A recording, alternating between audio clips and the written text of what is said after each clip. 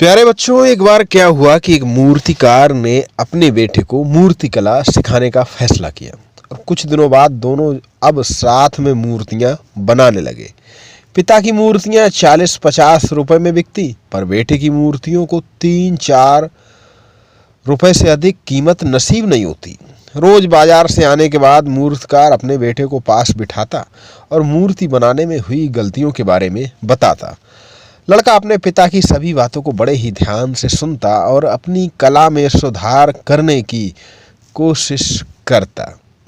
ये क्रम कई सालों तक चलता रहा।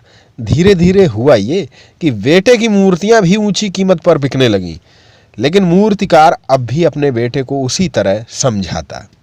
बेटा अपनी कला पर और भी अधिक ध्यान देने लगा। इससे उसकी कला में और अधिक निखार आने लगा और अब उसकी मूर्तियां 100 रुपए में बिकने लगीं। लेकिन मूर्तिकार ने बेटे को सीख देना बंद नहीं किया। एक दिन बेटे ने झुंझलाकर कहा, आप तो मेरी कला में कमियां ढूंढना बंद ही नहीं कर रहे हैं। अब तो मेरी कला आपसे भी अच्छी हो गई है। मूर्तिकार ने बेटे को समझाते हुए कहा, बेटा, जब मैं तुम्हारी उम्र का था तब मुझे अपनी कला का अहंकार हो गया था और फिर मैंने अपनी कला में सुधार करना छोड़ दिया। तब से मेरी प्रगति रुक गई और मैं 50 रुपए से अधिक की मूर्तियां नहीं बना सका। इसलिए तुम अपनी गलतियों को समझने और उन्हें सुधारने के लिए हमेशा तैयार रहो, श्रेष्ठ कलाकारों की श्रेणी में पहुंच सको।